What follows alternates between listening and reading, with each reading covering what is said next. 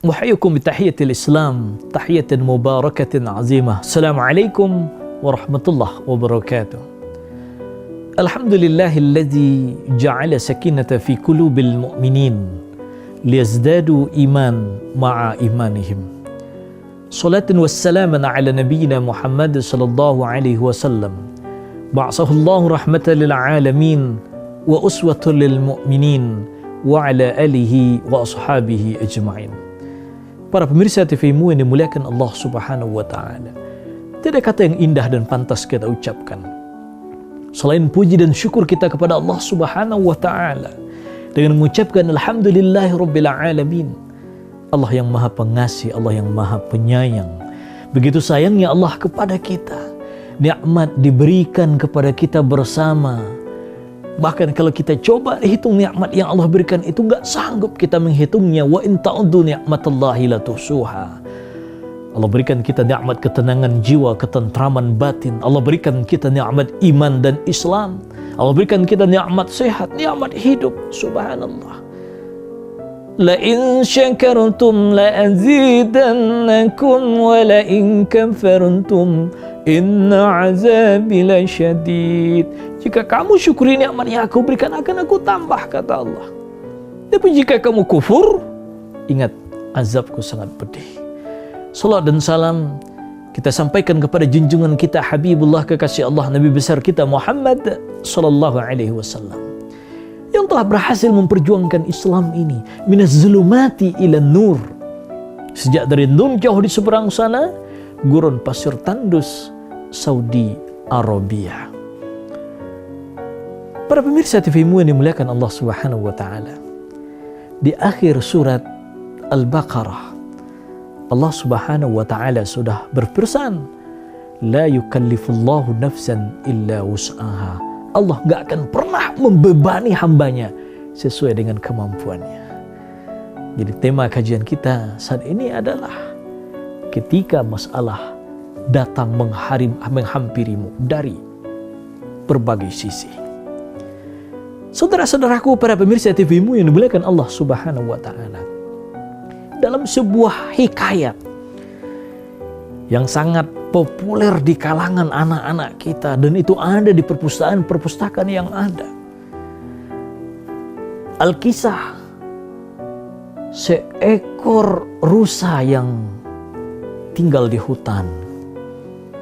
Di saat ia ingin melahirkan anak, ia coba keluar dari hutan mencari tempat yang aman untuk ia bisa melahirkan anak. Dalam perjalanannya itu tiba-tiba dia melihat hutan terbakar. Dia gelisah, selamanya ini hidup di hutan, tiba-tiba hutan terbakar. Kemudian dia berjalan terus. Akhirnya dia ketemu dengan sebuah sungai. Ketika dia lihat ke sebelah kanan, dia lihat pula seekor singa yang siap untuk menerkamnya. Dia menoleh ke sebelah kiri, dia lihat pula seorang pemburu yang siap dengan panahnya. Di saat itu apa yang terjadi?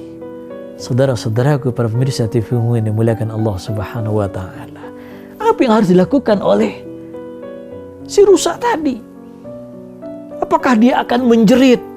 Apakah dia akan terjun dan mati di sungai yang begitu deras airnya? Ataukah ia rela dimakan, diterkam oleh singa?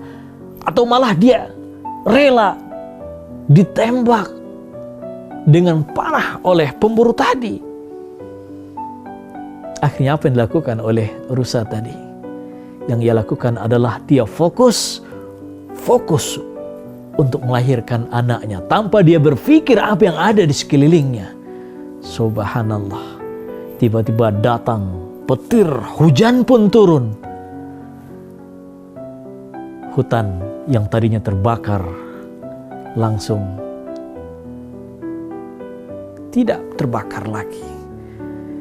Dengan adanya petir tadi, seorang pemanah yang betul-betul ingin memanah dirinya, akhirnya panahan itu pun meleset dan langsung mengenai singa dan langsung mati.